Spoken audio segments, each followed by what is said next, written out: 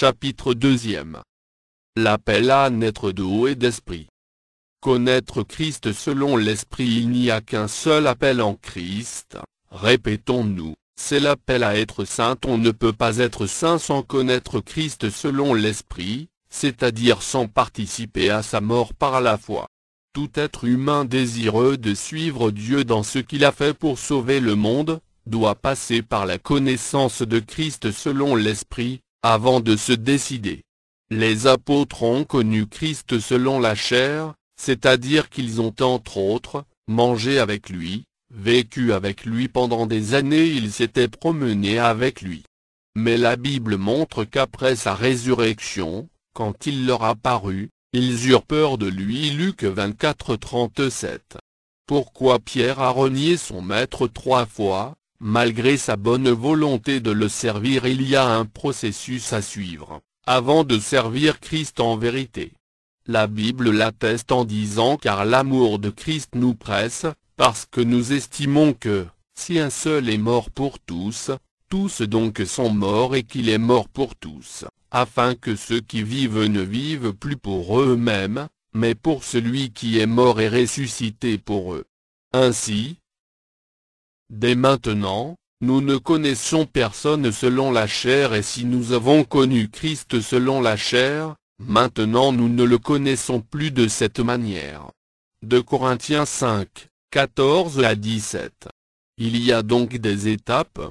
Le mot maintenant fait état d'une nouvelle ère qui se présente au cours de l'exploration de la divinité de Christ. Le but final du processus est de naître d'eau et d'esprit, c'est-à-dire quand l'esprit humain sera né dans le royaume de Dieu. C'est à cette hauteur-là seul que votre esprit sera capable de connaître enfin Christ selon l'esprit. Connaître Christ selon la chair ne vous servira à rien, si vous ne le connaissez pas selon l'esprit. Cette naissance de votre esprit dans le ciel passe par des étapes elle aussi. On peut dire que c'est à cette phase que débute vraiment l'appel. Le processus passe par la circoncision de l'esprit ou la mort de la chair, et puis ensuite à l'ensevelissement, dans les eaux du baptême, à la résurrection d'entre les morts, sortie des eaux du baptême, pour aboutir à la concrétisation de la mort. La Pâque, l'engagement pour mourir, c'est la première fête dans le calendrier juif selon le livre de Lévitique. Elle a lieu le 14e jour du premier mois du calendrier juif.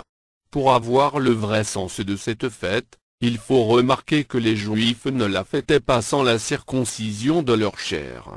L'Éternel dit à Moïse et à Aaron: voici une ordonnance au sujet de la Pâque, aucun étranger n'en mangera. Tu circonciras tout esclave à qui a pris d'argent, alors il en mangera. L'habitant et le mercenaire n'en mangeront point. On ne la mangera que dans la maison, vous n'emporterez point de chair hors de la maison, et vous ne briserez aucun os. Toute l'assemblée d'Israël fera la Pâque. Si un étranger en séjour chez toi veut faire la Pâque de l'Éternel, tout mâle de sa maison devra être circoncis, alors il s'approchera pour la faire, et il sera comme l'indigène, mais aucun incirconcis n'en mangera. La même loi existera pour l'indigène comme pour l'étranger en séjour au milieu de vous. Tous les enfants d'Israël firent ce que l'Éternel avait ordonné à Moïse et à Aaron, ils firent ainsi. Et ce même jour l'Éternel fit sortir du pays d'Égypte les enfants d'Israël, selon leurs armées. Exode 12, 43 à 51. Après le passage du Jourdain, Josué a circoncis le peuple avant de le conduire à la célébration de la fête de Pâques.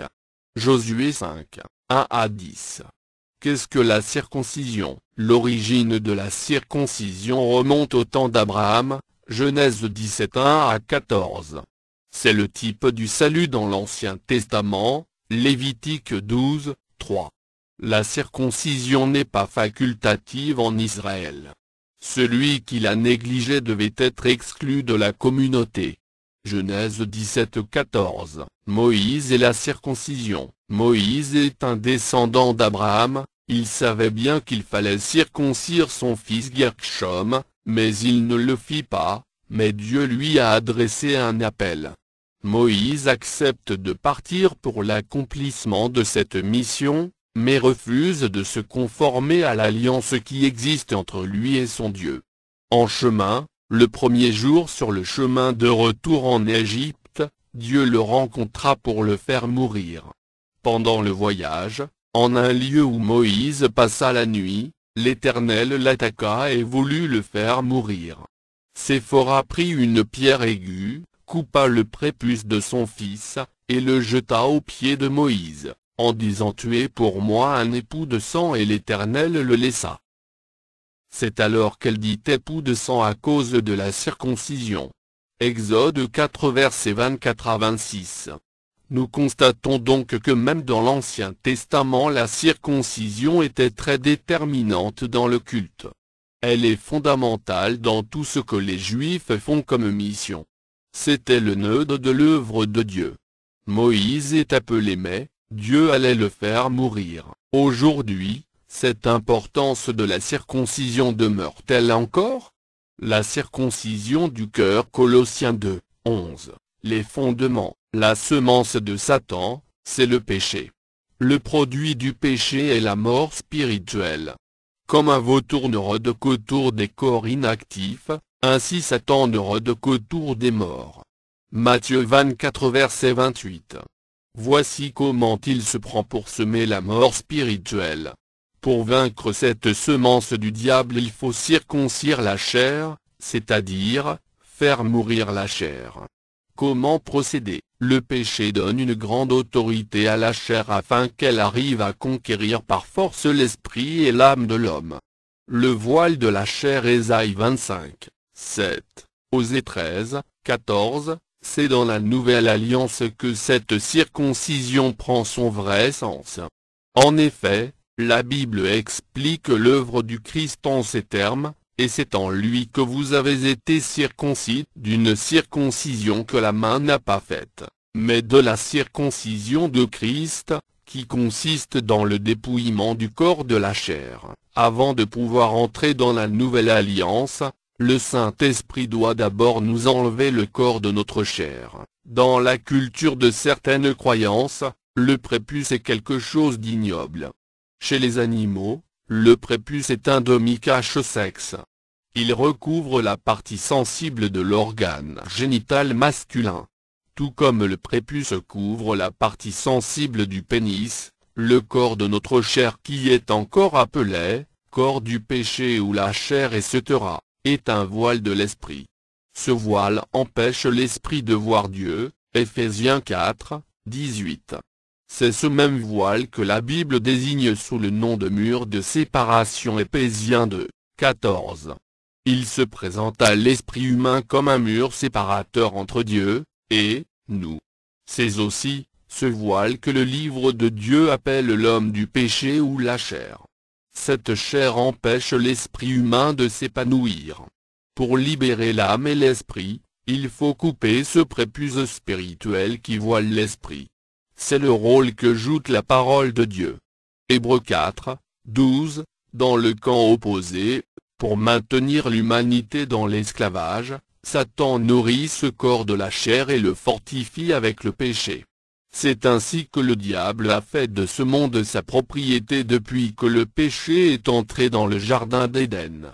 Le vrai juif, le juif, ce n'est pas celui qui en a les dehors, et la circoncision, ce n'est pas celle qui est visible dans la chair.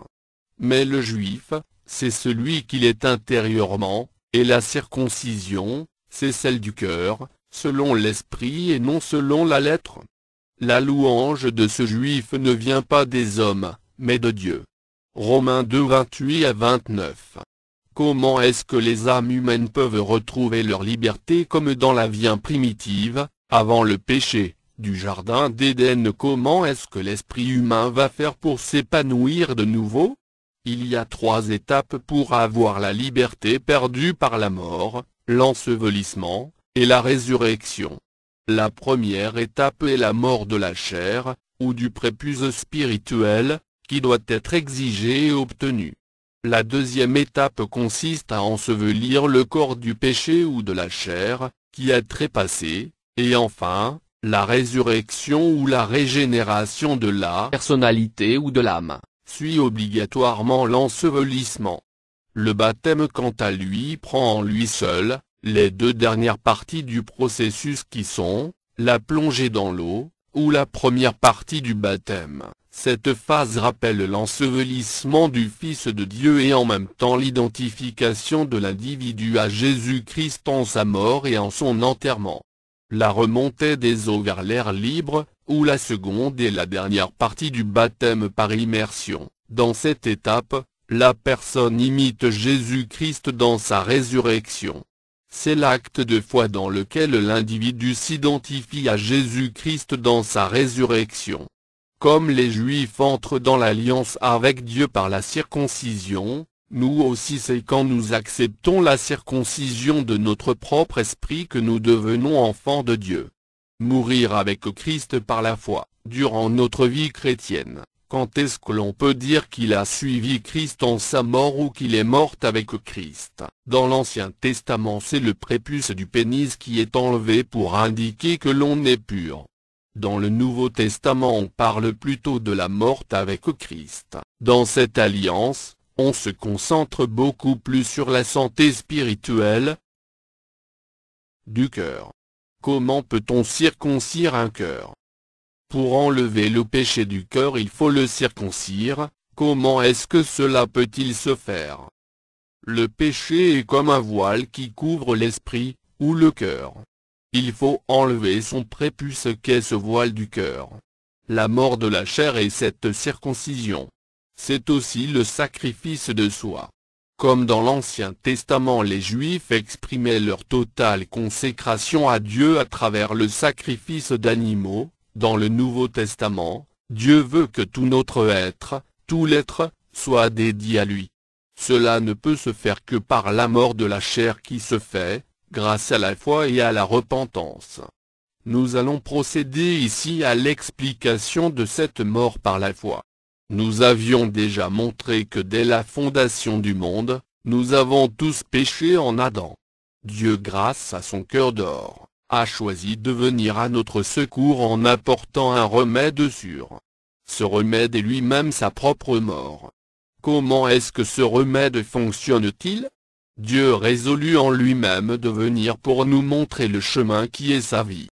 La vie d'agneau qui est comme immolé est précisément le chemin sûr, la vérité et la vie pour toute âme qui désire vivre au ciel avec Dieu. Cette mort de l'agneau de Dieu depuis le ciel et par la foi est exactement l'engagement total de Dieu pour nous sauver. Dieu nous invite indirectement à nous engager à notre tour dans cet engagement pour avoir la vie. C'est la mort virtuelle, encore appelée mort intérieure ou encore mort par la foi. Si une âme humaine imite le Christ et entre dans cette mort par la foi, elle recevra immédiatement son salut. C'est la foi authentique.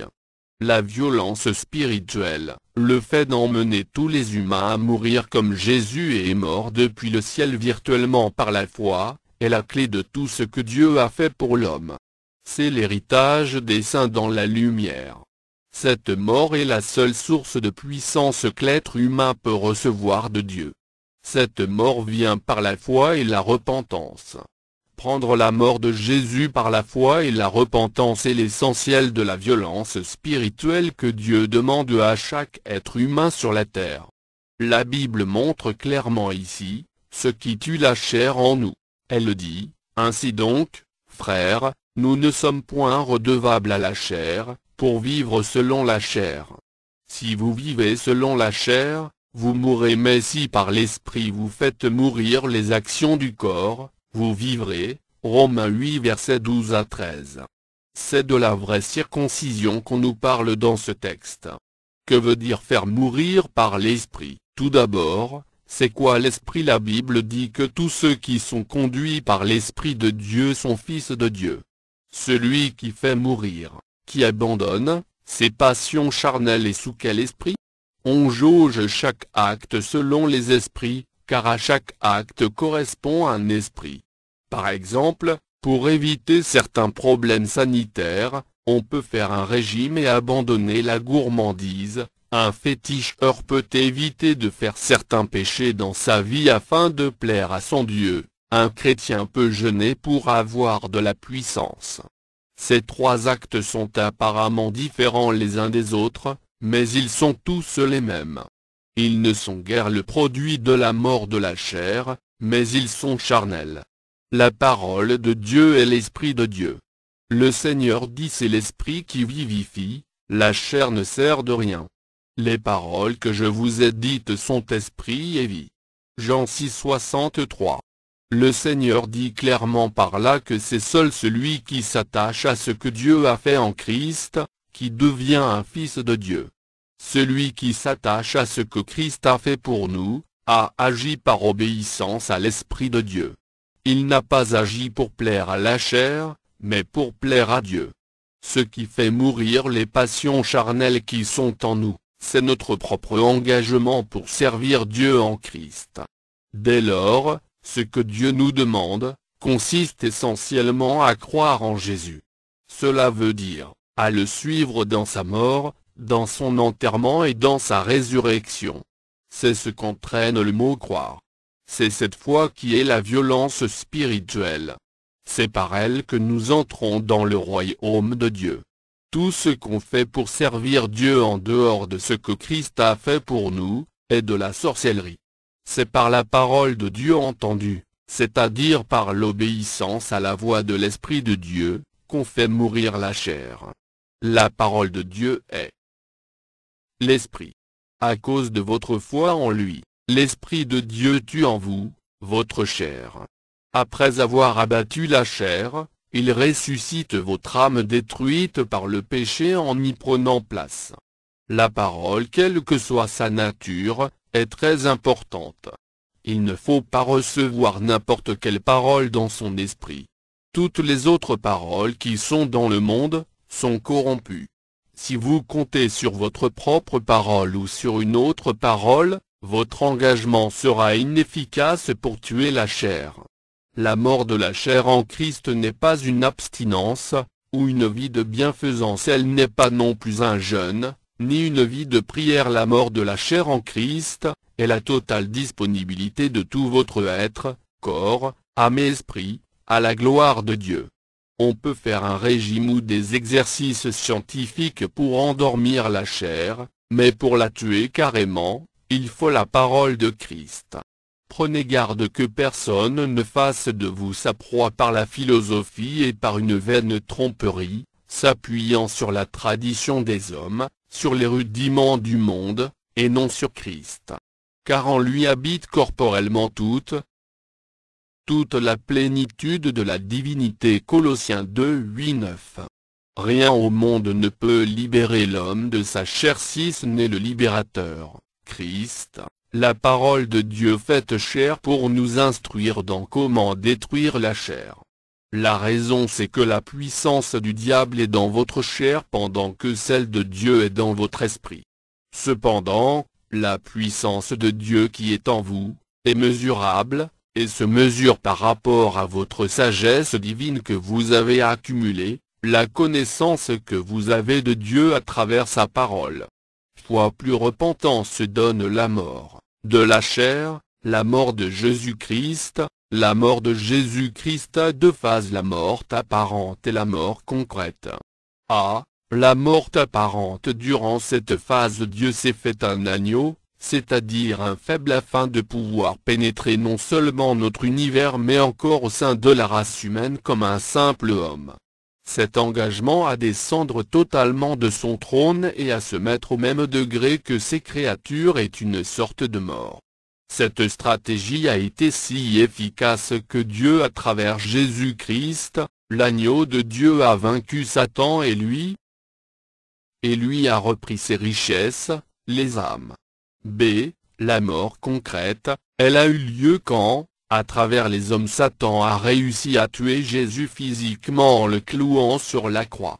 Pour celui qui veut aller au ciel les deux morts sont plus que des mines d'or. Entre les deux morts de Jésus, se trouve le ministère qu'il a fait.